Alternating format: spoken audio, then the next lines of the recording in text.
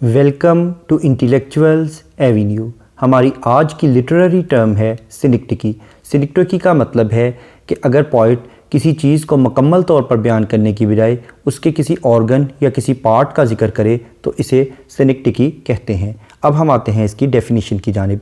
सिनेक्टिकी is a figure of speech by which something is referred to indirectly either by naming only some part or constituent of it or sometimes by naming some more comprehensive entity of which it is a part। यानी इसका मतलब है कि सिनेक्टिकी एक ऐसी figure of speech है जिसमें poet किसी चीज़ को मुकम्मल तौर पर बयान करने की बजाय उसके किसी हिस्से या उसके किसी एलिमेंट का जिक्र करता है जिससे मिलकर वो चीज़ बनी हो।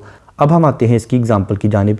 जैसा कि फिलिप लार्किन की पोइम द विट्सन वेडिंग की लाइन नंबर 29 को अगर हम देखें तो इसमें वो कहता है in parodies of fashion heels and wheels. उसने हील्स एंड व्हील्स का लफ्ज़ इस्तेमाल किया है जिसका मतलब है गर्ल्स, यानी ऐसी लड़कियां जो कि शादी के लिए तैयार थीं या वहाँ की जो ब्राइड्स थीं, वहाँ की जो दुल्हनें थीं, उनका जिक्र उसने किया है। तो ये सिनेक्टिकी की एक एग्ज़ाम्पल है।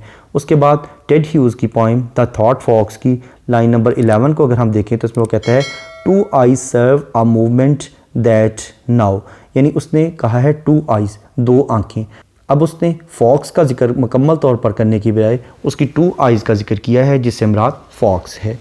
उसके बाद अगर हम W.B. येट्स की poem when you are old की लाइन नंबर 3 और 4 को देखें तो इसमें वो कहता है and slowly read and dream of the soft look your eyes had once and of their shadow deep. अब वो अपनी बिलव्ड यानी मार्गॉन का जिक्र करता है लेकिन उसके वजूद का जिक्र करने की बजाय महज वो उसकी आइज़ का जिक्र करता है, आँखों का जिक्र करता है।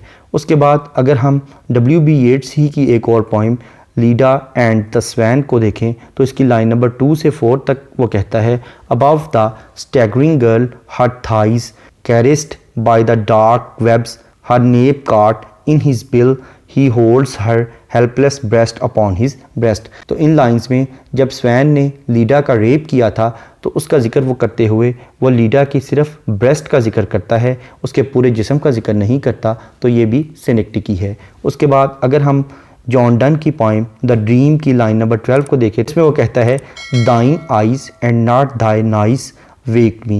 यानी वो कहता है तुम्हारी आंखें, अपनी बिलव्ड की आंखों का जिक्र करता है, उसके पूरे जिस्म की बजाय वो उसकी आंखों का जिक्र करते हुए कहता है कि उन्होंने मुझे बेदार कर दिया। उसके बाद P.B. शेली की ओज़िमेंडियस को अगर हम देखें तो इसमें वो कहता है tell that its sculptor well those passions read which yet survive stamped on these lifeless things the hand that mock them. तो इन लाइंस में P.B. शेली ने ओज़िमेंडियस जो कि एक किंग था उसका जब स्टैच्यू का जिक्र किया है तो उसके पूरे जिस्म की बजाय सिर्फ उसने उसके हाथों का जिक्र किया है। तो ये भी सिनेक्टिकी की बहुत अच्छी एग्जाम्पल है। इस लेक्चर में जिन पॉइम्स के रेफरेंस यूज़ किए गए हैं उन तमाम पॉइम्स को डिटेल में समझने के लिए इसी चैनल पर रेलिवेंट पोइट्स की प्लेलिस्ट्स को विज़िट करें। इसके साथ साथ इन तमाम पॉइम्स के लिंक नीचे डिस्क्रिप्शन बॉक्स में भी मौजूद हैं। Thank you for attending this lecture.